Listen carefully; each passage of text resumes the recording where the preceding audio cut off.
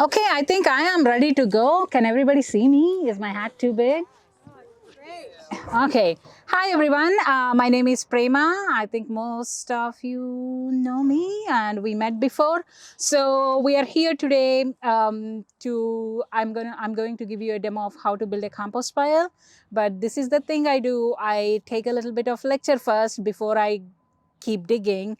So who can tell me what is the recipe of a simple compost pile, or if you're making home composting or community composting, what is the simple recipe that we are going to teach people who doesn't know anything about compost?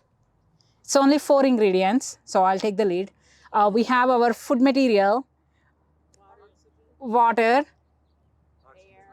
air, and wood chips.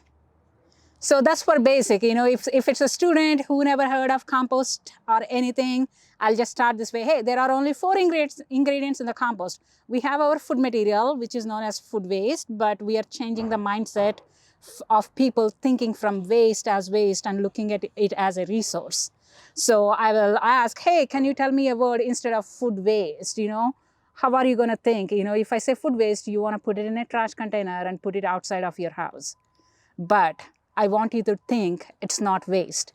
It's something that can be reused, repurposed. That's what nature is doing, and we are supposed to do that as well. So give me a couple of examples instead of food waste. What can go along with food instead of waste? Clippings, resource, food scraps, food material, compostable material, you name it, because it's personal to you and that's how you want to remember it. So the simple ingredients are food material, wood chips, air, and water.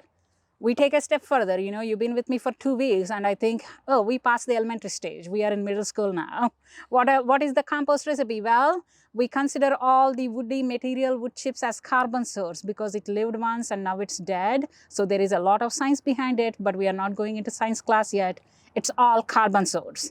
And all the food scraps that you're cutting in your kitchen, that you cook, that you ate, you don't want to eat it anymore, that's considered as nitrogen source. And we still have our air and oxygen. That's the simple recipe for compost. If you have any bells and whistles that you're on your farm, you have manure, or you have something specific like shredded paper or anything, you can mix all of those things. But the basic is carbon source, nitrogen source, air, and water. That's it, simple as that. What happens with the science? That's a different thing, and nature has its own way to take care of it. And one thing that we need to understand is, why are we not just putting it in the trash container and give it to the city to handle it? And we all know it's going into a landfill, which is decomposing there without proper condition, and that's releasing a ton of greenhouse gases and warming up our climate and everything. So, who's this? Oh, sorry, that's my second snake. Are we poisonous? I don't know. Why do you ask? Because I bit my tongue. Sorry. So that's Ali. Hi, Ali. Ali is going to help me in building the compost pile. Ali, do you want to say anything about compost, or how do you end up? I am just excited to see everybody here and so many of you. So looking forward to a great couple of days. Okay. Where am I? Biting my tongue? Yes. Okay. So understand this. What happens in a landfill is it's not decomposing in a way that it's supposed to do, and it's causing more harm than good. So it's a natural decomposition process that's happening without our intervention. Wendy? Yeah, I just wondered, given that there's a new law that California has to compost, can you speak to that at all? What they're doing? Yeah, so the new law, SB 1383, State Bill 1383, I think Courtney and Haley are much more qualified to talk about the logistics of the legislature. But the state states that every city in the state has to compost their food material coming out of residential, commercial, cooking facilities and everything, along with the landscape material, because we don't have landfill space anymore. We don't have land. I mean, we can see beautiful mountains, but we don't have land that we just want to dump material and call it a day. So they passed this law that every city has to meet certain requirements of how much they're composting depending on lot of numbers. And they gave deadlines for each and every city. And some cities are excelling in that. Unfortunately, where we came from, Coachella Valley, most of us, it's a slow train. It started moving, but it's a slow train. That's where us, community composters, come and say, hey, let us take some of that weight and handle things in a very minute manner, micro way. And we are good at this because we've been doing this. You know, we are not asking for a multi-million-dollar sites or anything. We are saying, give us pitchforks and a piece of land with some water and shade because we're in the desert. And we have people. That's what we are taking to the cities. And that's something we need to talk to our cities more, because this is an initiative, and some cities are all on board. Some cities doesn't know anything about the state law till they get a letter for fine, I guess. So, but yes, it's mandatory to compost in California, and how your city is handling it up to you and your waste hauler who is taking that material and whether it's getting composted or not. There are so many nicks and crooks. Like at the composting facility, they will have a receiving capacity every day. So if they reach that capacity, whether it's compostable material or landscape material, if they received their limit, they'll say, hey, we can't accept anymore because we reached our limit. And unfortunately, that truck has to make an U-turn and go to the landfill. So there are many things going around with the city level composting, and this is where we are coming in saying, we will do community composting. We are not only reducing that material going into the landfill, but we are developing green spaces for people to gather, you know, communities to build, thrive, provide food. How many people know that in Coachella Valley, there are 64,000 acres of land being cultivated every single year, and still we are a food desert. We are the biggest grower of lettuce. I call it lettuce, coming from India and learning a different style of English. There is a different word for here. But we are the biggest producers. Coachella Valley is the place, teacher Mimi told me that, we are the one that's supplying lettuce to the rest of the America. But still, our kids in Coachella Valley go hungry. What is the American word for Lettuce? Lettuce. that? Oh, okay, gotcha. I'm like, L-E-T, let use. Okay, that's perfect for me. So back to composting. Wendy, does that answer your question? Yeah. So talk to your cities, but this is not only just diverting that material from the landfill. We are stacking so many functions. We are making sure community has green spaces, like how Haley is sitting down on the ground right now.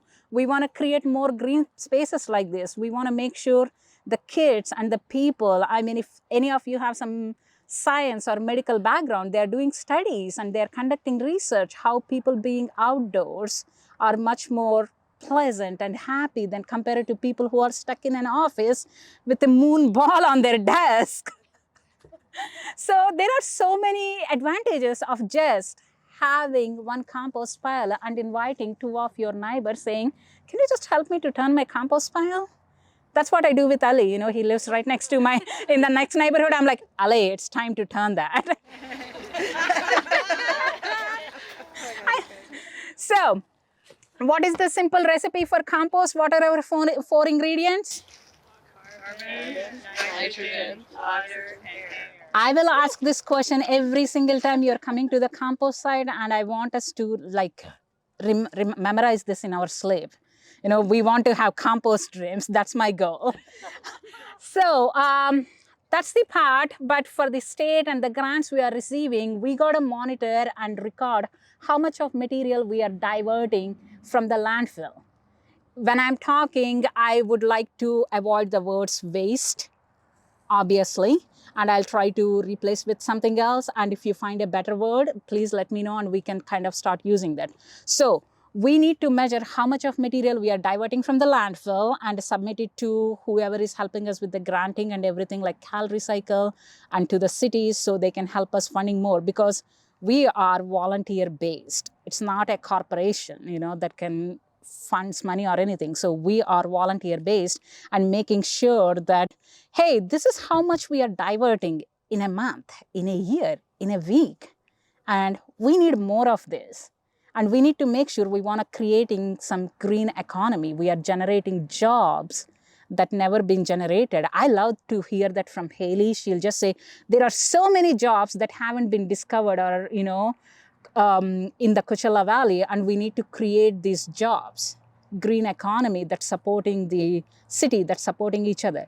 So for that reason, we have to do some calculation, but thanks to Courtney and the other team who is already making everything easy for us, all we got to do is like open an app and insert the numbers, and on the other end, we get this beautiful Excel sheet with all the numbers we need to know, and so many people will understand in terms of greenhouse gas reduction, how many forests we have to plant if we haven't diverted this from the landfill. So there is so much data that converts the amount of material we are diverting from landfill.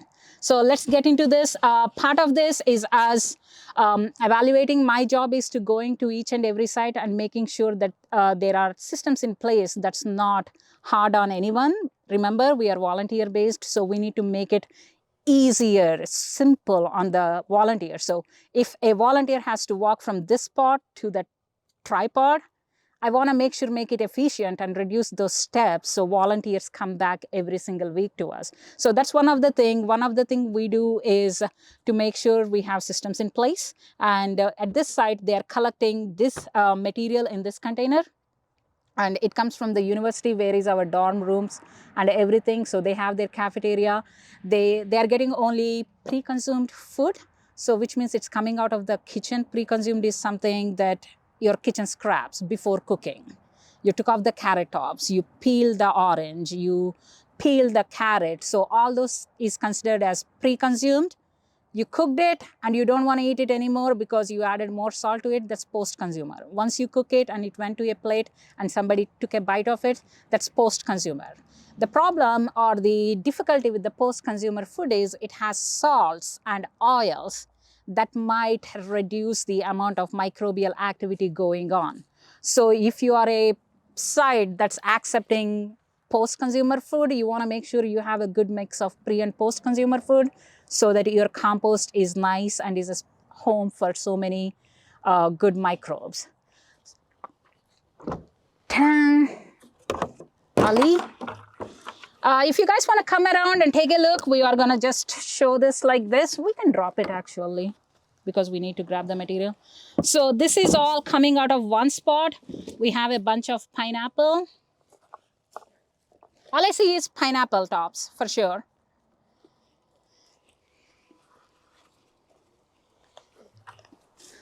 We can take one of these.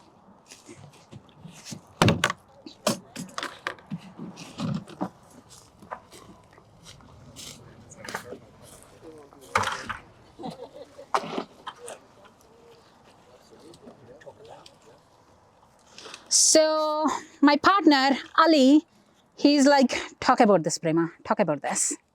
So this is like the, what do we call it, a tag they had for the pineapple. And yes, there are laws around this as well, but unfortunately this one is coated with plastic, which we will talk on Sunday. But this is not compostable because it decomposes, but it leaves behind microplastics that leach into our soil, into our water streams, pollute the air, and that's dangerous for soil and for us and for the planet Earth. It's dangerous. So we can do most of it by saying, hey, take this off, and if your city is recycling it, put it in a recycle bin. But for most of the cities, this is too small of a size, so they can't recycle. So unfortunately, we have to put it in the trash container. So we call, in terms of composting, we call this as contamination. So we have a little bit of contamination that we need to make sure we are not putting into your compost pile, and we need to separate this. So if there is any contamination, I'm going to use this bucket for this. These are 17-gallon totes. These are easy for 2 people to handle. And the first rule of composting, don't be a superhero and lift the bin by yourself. Because imagine if you have some water in it and you did not realize this and you're trying to lift it by yourself, you're going to break your back. So maintaining your body posture and helping the others who is working with you that day, making sure they're squatting down, and we will demonstrate that. So you're distributing the weight of the bin is really important. I'm going to transfer some of the material into this.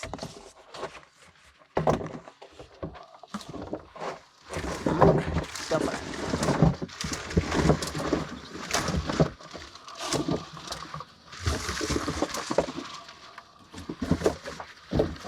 Yeah. We have it.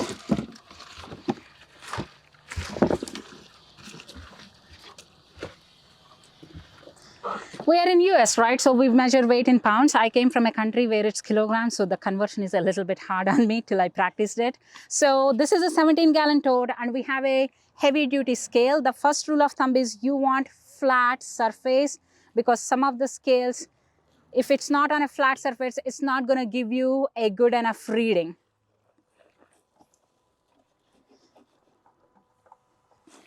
Turn on the scale. Most of the scales comes with, you can turn it, put it in pounds, ounces, kilograms. They have different units of measurement. So for our purposes, we are doing everything in pounds only. And when we enter this into the Excel sheet that we are talking about, the Excel sheet already has the tear weight and everything. So we are getting the weight after the tear. So we don't have to do any math. All we got to do is like go into that Excel sheet, get your numbers.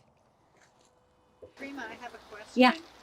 Should we be concerned about, if we just use pineapple, about the acidity of that material for the microbes, or what about the mix if we're using? If it's ideal to have a mix of a combination of material, but still, if it's only pineapple, that's not an issue, because maybe that batch, or if you're at a pineapple company, all they can compost is pineapple.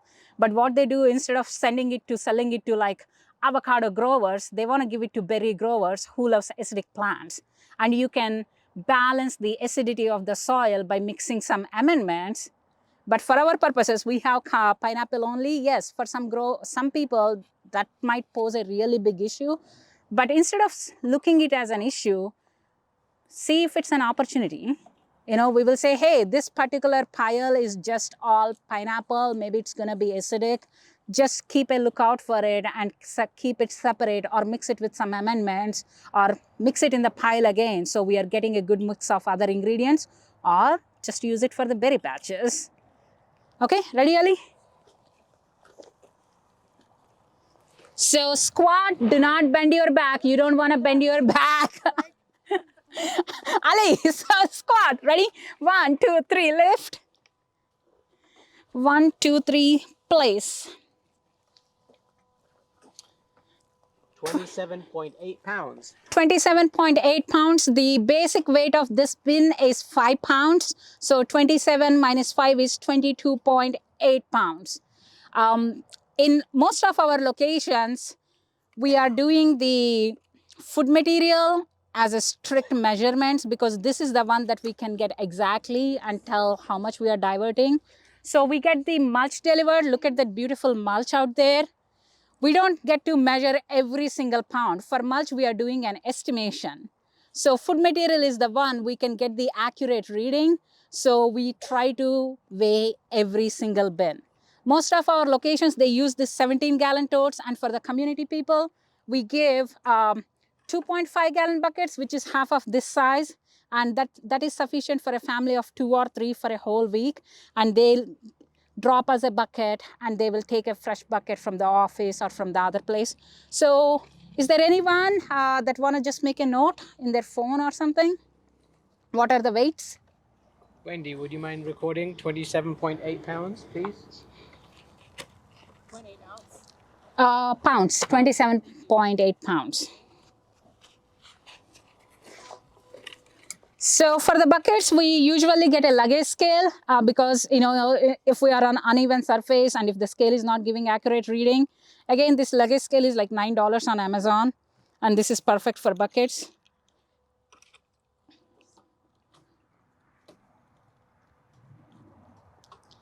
$9.30.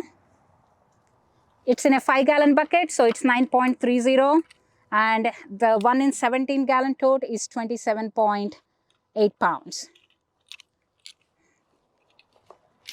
So let's, Ali and I'm gonna grab rest of the material into the bins and measure the weight. But if you have any questions meanwhile, just ask me and tell me any compost stories. I saw a worm digesting an entire municipal sewage system, so eating human food and toilet paper in Compost Pile. And they were doing it because they have the last indigenous non-GMO banana left in the world.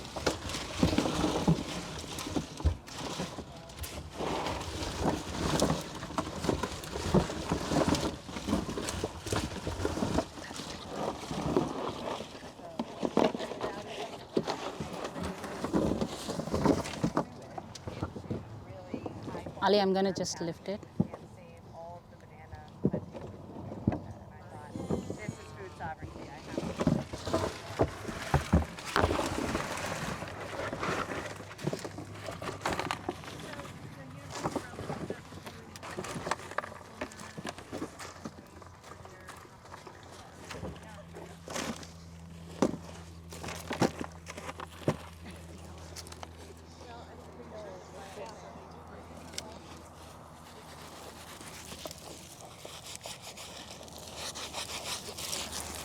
So what we did so far, I literally went into the container and dug out. So those are the some things. Once we are setting up the site, we'll say, that's not efficient. What are the other options we have? Can we talk to the people, you know, who are donating us this material? And can we ask them, hey, we will give you this beautiful containers which you can stack them up and they come with airtight lids. So you don't have to worry about flies or anything. That's one of the concern. People say, oh, flies, they are going to be all over it. I'm like, no, if you train your people correct and they're not dumping everything everywhere, there are not going to be any flies, because once you have it here, you're popping a lid on top of it, which is airtight. And these bins can be stacked. So it saves space, it saves time. And imagine if it's me and just I and Ali at the site that day, both of us has to go into that bin to dig everything out. So these are the things you can think about. Hey, given the space and how much of material they are generating, is it ideal to use 17-gallon totes, 27-gallon totes, or do they need 55-gallon drums, or do they need only 5-gallon buckets? What do they need? Do they have that space? Do they have that much of people that can support this system? So those are the things we will ask. So now we have our material. We are going to measure rest of the weight. We can take them and put them there. Yeah, leave them here. This one.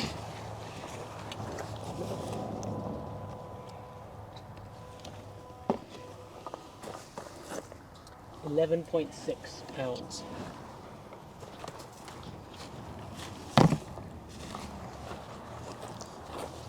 Ready. 1, 2, 3, down. 30.0. I want to talk something about in this bin. Chicken, a piece of raw meat. I haven't read all the literature, but they say in the state of California, we are not supposed to compost mammalian carcasses or anything. And most of the cities says, don't put raw meat in your compost bins. We don't want to take it. And I'm like, then where should I put it? You know, I eat chicken every single day or 2 times in a week. Where should I put that? And they say, just put it in the trash bin. Why are they afraid of that? If it's a raw meat, they're afraid that it's going to create more pathogens, and that's going to contaminate the whole pile. But the compost style we are doing is thermophilic, which means heat generating. And our compost piles will go to high temperatures. And with all this studying and the research, the magic number for compost piles is 131 degrees Fahrenheit. And the studies proved that at that temperature, if your compost pile is hitting that and going higher, depending on what kind of thermophilic composting you're doing, whether it's a pile in an open space or inside a container, they have some strict rules around that. And as long as you're meeting those requirements, temperature requirements, it will kill most of the weed seeds and the pathogens. So at our compost sites, we say, hey, yes, raw meat is a concern. Can you just put it in a pot of boiling water and cook it for 2-3 minutes and make it cooked meat, not raw meat anymore? So we teach that to people, we educate people. Yes, we accept meat, we accept dairy, but not in high quantities. I don't want you to go to restaurant depot and bring a box of 100 pounds meat and you forgot to put it in the freezer. Now you want to compost it? No, we don't want to accept that. But if you have tiny amounts of meat and if you can put it in a pot of boiling water or put it in a pan and make it cooked, yes, that's really helpful for us. So those are the things we need to keep an eye. And if you're monitoring, which person is that, try to educate them. Or if you are putting a information desk or asking people to come and learn about compost first, these are the strict rules we need to tell them. Yes, we will compost meat, but it has to be cooked and not in large quantities. That's the rule. Any questions so far? So unfortunately, now we are taking this piece of meat. I mean, it's accident. It's not something they did it intentionally. It's by accident. So maybe we just go back there and say, hey, we saw some raw meat. Next time, can you just separate it or let us know? Because we don't want to open a box. And if it's full of meat, that's an issue for the day.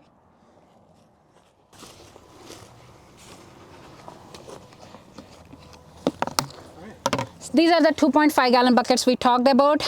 You don't have to buy them. You can ask your local bakeries or restaurants, because most of the time they get cream cheese or pickles or honey, something in this kind of containers, and they usually throw them away and they can donate to us. So these are the 2.5 gallon buckets. I'll come back to this. Let me help Ali to put this away. Ready? 1, 2, 3, squat and lift.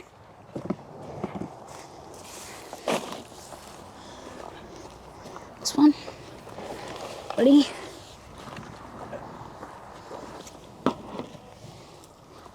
$19.6. 1, 2, 3, left.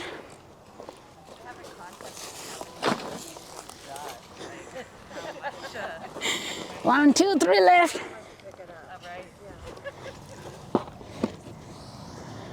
36 even. Ready? 1, 2, 3, left. And that.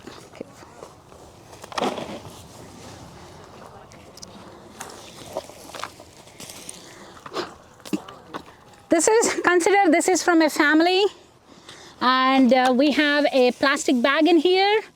We will remove it and we will tell them, hey, we unfortunately throw this into the trash container.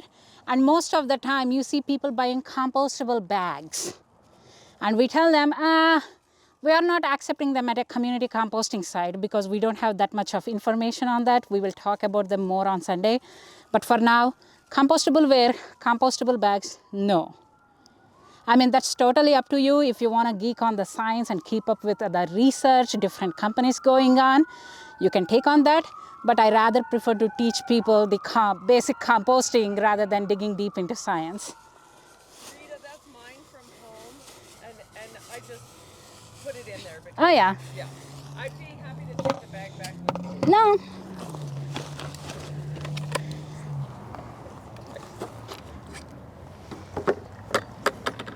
$7. 7.2. It's a 2.5 gallon bucket. Scale away. Let's put the scale away. So now we got the basics done. We measure the weight of the material. Now we know the compost recipe, 4 ingredients. But so now we are talking about the compost recipe. Prema, how do we want to make this compost pile? Should I just put everything in there? No, we tried a couple of methods from the training and the books I read, and I'm about to teach you guys the recipe that worked for us in the desert, and I think this works anywhere in the country or anywhere in the world. How many of you guys ever had a hamburger? Octavio, you never had a hamburger? Okay, so keep this in your mind. Think of a hamburger. We have bread at the bottom, and we have one on the top. That bread, which is in brown color, our wood chips in this example are also in brown. So you have wood chips at the bottom and wood chips on the top. Why do we have that? Well, out here in Redlands, thank you, Erin, this land is so good, and we have some soil and dirt in here. we want to have that layer of wood chips so we are not digging the soil underneath and mixing into our compost pile because that makes it heavy. For us, people in Coachella Valley, what do we have? Sand. That makes it heavy. Water runs through the sand. We are making compost to increase the water retention capacity of the soil. So because we have sand, if I'm taking a pitchfork and trying to turn something, I don't see anything on the pitchfork because the just sand flows away. So that's why we want to have a thick 4 to 6 inch layer of wood chips, especially in the desert sandy conditions. The thicker you are making it, the better it is, because I saw some people putting up 10-inch layer of wood chips and it decomposes fast, and that 10 inches becomes 3 inches in a month. So there is nothing we can do about it. So it's going to drop down. So have a thick layer of wood chips. That's what they prepared here. So thank you, Erin, and your team for making this thick layer of compost. So we have the bottom part of the bun, hamburger. Now we have the middle. In the middle we have meat, we have our veggies, we have our pickles. But instead of layering, we want to mix it with more wood chips. The reason for this is if you're just layering, putting a layer of wood chips, your nitrogen material, and then wood chips, then nitrogen material, there is a chance that it goes into anaerobic condition, which is without oxygen. It starts stinking. It starts attracting flies. You don't want that. You don't want to open a compost pile and you're like, what is the smell? That happens if you're not taking care of it. But if you're following a good recipe and you got hang of the recipe, or you mix this wood chips with this rotting food, what happens is like those wood chips act as biofilter. That's a really good word I learned. They act as a biofilter. Imagine I'm a rotting apple and I don't have a layer of wood chips on top of my head, and you came and opened this bin and moved this wood chips. I'm rotting, I'm stinking. But imagine you have a bunch of apples like me and Ali, and instead of burying us under the wood chips, you guys mixed us. You guys mixed us with wood chips.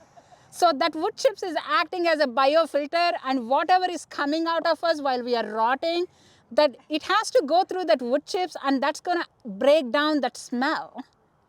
So that's really important, especially in our desert conditions, or anywhere in the country, depending on where you are located, just mixing that material with carbon source.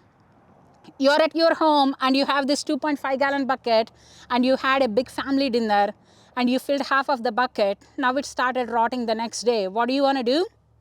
You're simply going to take some paper that you don't want to use anymore, shred it up and put it in there, or tear it apart, put it in there. We all order from Amazon. We have Amazon boxes. Just take off the tape, take off any fancy, straps on it, and just wet it a little bit and then tear it apart and just mix it in your compost bucket. That will keep the smell down. That won't attract any pests. So that's the reason why we want to mix this material with a little bit of wood chips to control that odor and give them good air space. If air is not flowing through it, that's when it goes without oxygen, and that's when it starts stinking. So we want that airflow and we want those wood chips to control the smell. So that's why we need to mix. So now we have the middle part of our hamburger, and the top layer is again wood chips because it's act as a biofilter, and if there is no food exposed, you don't see any pests that are curious, you don't see any vermin, any flies or anything. So we have our hamburger analogy and we are going to show it to you right now. We already have a thick layer of wood chips here and we need to wet it down because wetting the wood chips will start, it's like turning on a gas stove and letting the fire under it. That's what ignites the microbes in the wood chips. So do you want to turn on the water? We will be trying to make the pile in the middle. Yeah.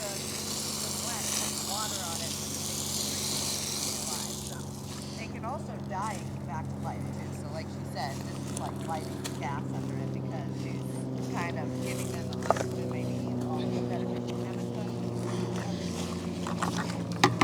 All the way here? How far Yeah, this way? yeah, just.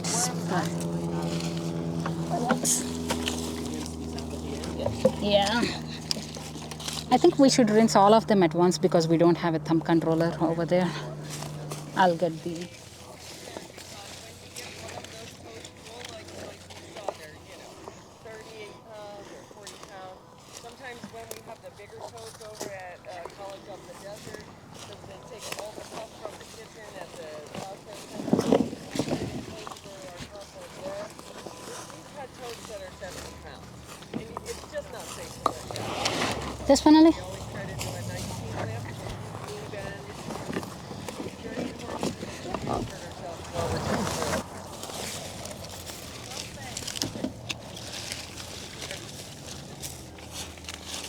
Sometimes we have to remind ourselves. We got some more chicken. There's a lot of chicken on here. Yeah.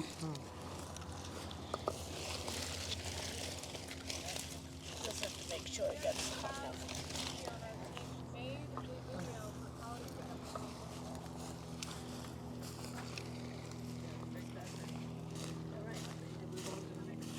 Yeah.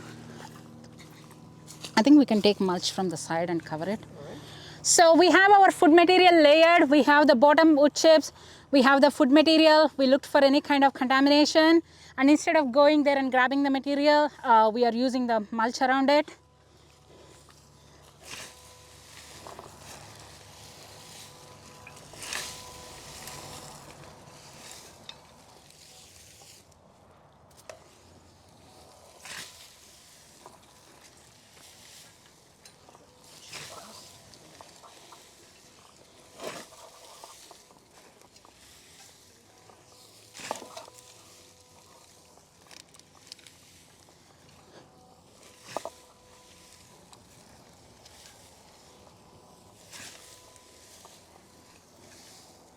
So this is just layering. We have layer of wood chips, we have food material, we have mulch. But if we leave it here and we come here in 3 days and we try to turn it, it's gonna stink. So that's why we wanna mix this. Ready?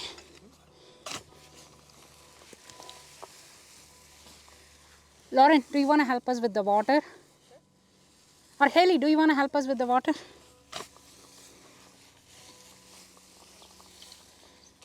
We need to conserve water at the same time as well, and we have dust.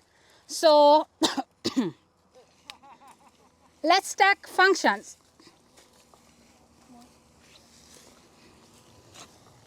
So Haley is rinsing the bins, but she's not rinsing it somewhere else outside because we need to add water to this pile anyway. So rinse those bins on top of the pile and keep the dust down, and at the same time you're adding water to the material and to the wood chips.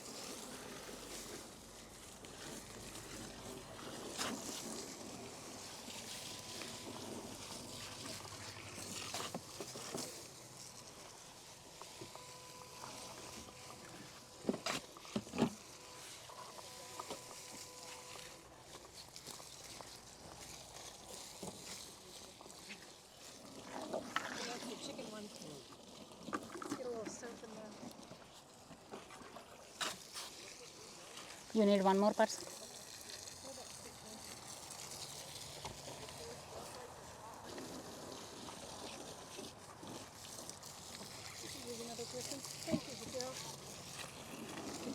Yeah.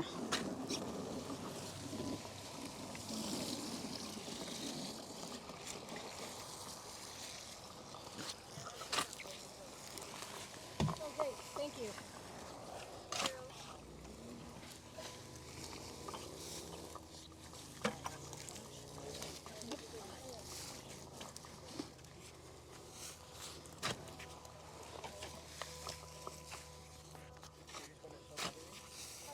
Lower.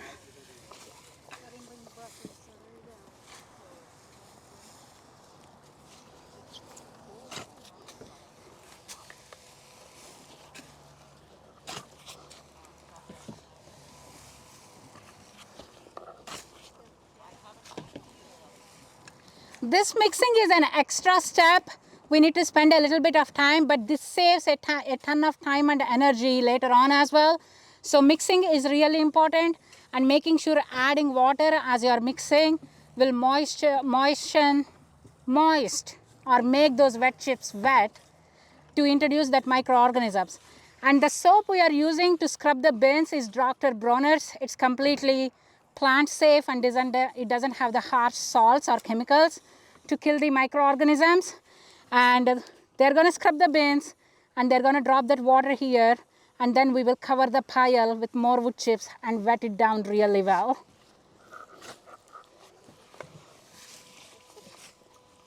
And if you are on a farm or if you have any source of manure, that's something we can add in the recipe as well, because any kind of manure that the animals that are not fed with dewormers, I think you let it age and you can mix with it.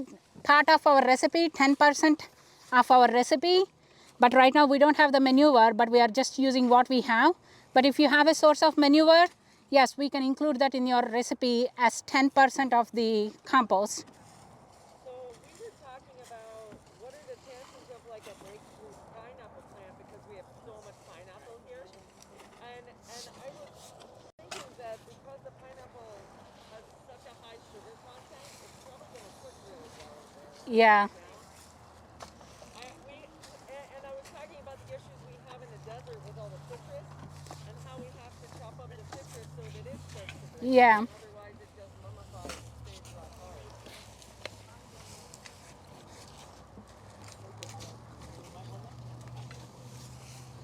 hard. Zafiro, do we want to just make it into a smaller pile? Yeah, just put it on the top and make it as a smaller pile.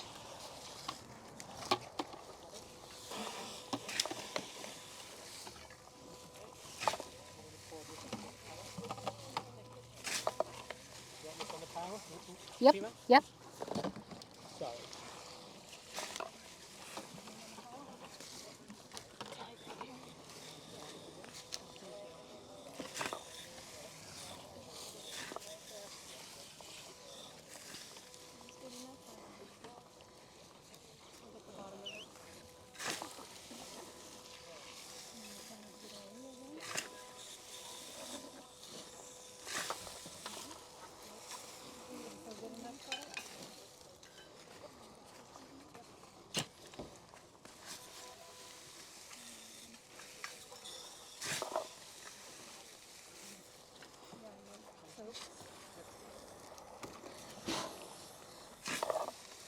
Cover it with more mulch and we will be done.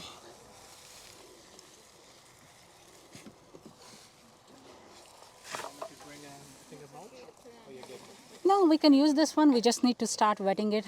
If you want to water it down while we are...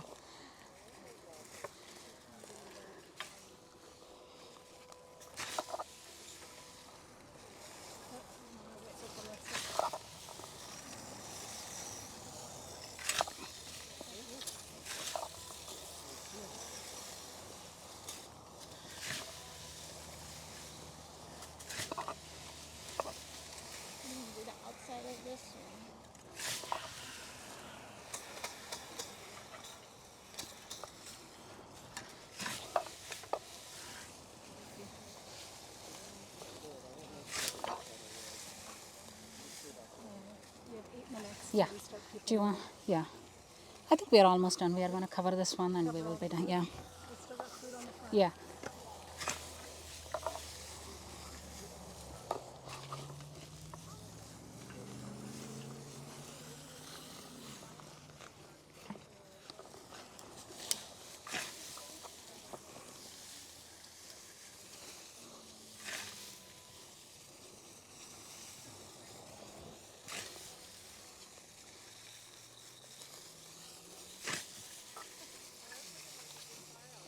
Practically, we are jealous of this mulch. Octavio. Does the powder to be a specific or minimum size for it to function? That's a good question, and that's where I want to get next. So 3 by 3 by 3 is the minimum size you want to build a pile, because the heat is being generated internally with the activity of the microbes. So if you don't have that minimum size, it doesn't have enough mass to create that heat and go to that higher temperatures and everything. So 3 by 3 by 3, which is 1 cubic yard. So is the minimum size. I mean, if you can't make it, that's fine. If you're doing it in your home, or if that's today is your first composting at the site, that's fine. But depending on your composting style, we can adjust the size of the pile to gain those temperatures. And if you have manure, that's why we recommend, if you have a source of manure, add it, because that manure is like a jump start. You know, if you have any kind of manure that's not, I mean, some people say use aged manure, you know. Most of the animals that we get the manure are herbivores. So the manure is also herbivorous, it's not carnivorous. So it's fine, just get the manure. If it's horse or cow manure or chicken manure, you gotta be careful, because chicken manure is gonna stink a lot and it's gonna be super, super hot. But if you have grass in your lawn, and if the site has a little bit of grass, chopping the grass a little bit, taking those grass clippings and putting it in the compost pile will ignite that microbe activity, and it heats up the pile really fast. People think, oh, if I chop my grass and put it in the pile, the whole compost is going to be weed. Well, did you chop the grass that has seeds in it? No, you chopped the grass like you just trimmed your hair, and is it going to grow new hair? No, because your hair doesn't have seeds. It's the same thing with the grass. If you don't have anything that can jumpstart your compost pile, and if you don't have the size, just chop some grass and put it in there, and that will do the job. Same thing with any high nitrogen source. I go to Starbucks and pick up coffee grounds, and I just add it to my compost pile, because I'm a household of 4 and we don't generate too much material. So I have my add grass clippings and I have my coffee grounds, and I just mix them together and I just make my compost pile. Any other questions? And it's really important, if you see Zafiro, thank you Zafiro, she covered it very well. If you just walked into this facility, how many will recognize there is a lot of pineapple underneath there? We don't see that. So that's the secret for compost pile. You want to make sure like there is no exposed food. If there is exposed food, that's when your flies are coming, your curious insects are coming. I mean, every insect and every small animal is a kind of decomposer. Maybe we just don't like them. You know, maybe I don't looking at a grub, or I don't looking at a soldier fly or a cockroach or a lizard. I don't like to look at them, but they kind of play a role in this huge ecosystem, and we need to appreciate that. You will get cockroaches, or maybe you will get mice, rats, everything curious. But what happens, because we have it well covered, and that high temperatures is going to be in the middle of the pile. Maybe they will get curious, they come here because they smell food a little bit. They come here and they start going in, and it's like, why am I right next to the sun? And they don't go in, they gain or anything. Yes, you will have curious animals or small insects coming and checking out the pile, but they are not going to breed in there. And we tested that so many times, especially me in my backyard. It's like I'm like a mad compost scientist, picking up all the free compost tumbler from Facebook Marketplace and trying them out. So yes, you will get curious animals, but you never will have anything that's breeding on your compost pile if you are making sure everything is in good condition. We want to wet it down completely. I said I'm jealous of this mulch. I'm really, really jealous, because it's more rich in leaf source rather than the real wood chips, which means that leafy material is going to decompose faster than the wood chips, and it's going to be a really good compost pile. Since we make this size of pile, it's going to take it a couple of days to start that microbial activity. I mean, it will start within hours, but 3rd day is the day. If you're making an open pile like this, and if you have manpower, and if you're a regular, 3rd day or the 5th day where you want to like, hey, what are the temperatures? Poke a thermometer in there, and I'm pretty sure you will see more than 120. That's how high they're going to go. The range is from 100 and anywhere, but less than 160 or 170, because at every temperature level, you have a set of microorganisms coming in and having a dorm party, you know, like there is no warden. But when the temperature rises, these microorganisms will die and a new set of microorganisms will come. But when we are going above 170, that's like we open the oven, put a baking sheet in there, and we are cooking the whole pile, and we won't have any good microorganisms that we need for our soil. At commercial facilities, they go higher and higher because they need to move it faster and they have to do their stuff. But at community composting level or home composting level, we want to make sure that our piles are not going too high, so we can preserve that microbial family in there and let them to thrive in there. Any questions, any comments, Wendy? Yeah, I just wondered if this was done, say you dug a hole and put all of that in like a square hole in the ground, covered it with something like that was breathable, would that also work? I call it as a trench composting. I think a lot of people used to do that and they still do that. They dig a hole in their garden and dump the material. It decomposes slowly. Biodegradation happens no matter what. If it's happening without a time restriction, that's called natural decomposition process. That's what's happening in the landfill. That's what's happening in the forest. But because we want this product at a certain time and we are playing with the temperatures and the recipe, we are calling it as compost, and we want to achieve that, hey, I want to see my finished compost in 6 months. You know, that's lazy style. I want it that slow. Or I'll say, I'm going to just add material to this and I'm not going to touch it for a whole year. I'm just adding material, more food material, more mulch, and I don't want to touch it for a year. That's a style of composting a lot of farmers do. If they have to handle a lot of manure, a lot of material from the farm, they don't have time every 3 days or once a week to go and turn it. All they do is like pile it up and let it sit there. And for the next season, they go to the other end of the pile and start digging because that's the oldest material. So this is our beautiful compost pile. We just need to rinse this tool.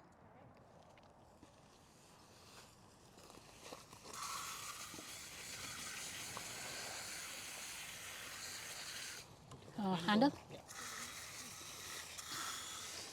I'm going to get the other one.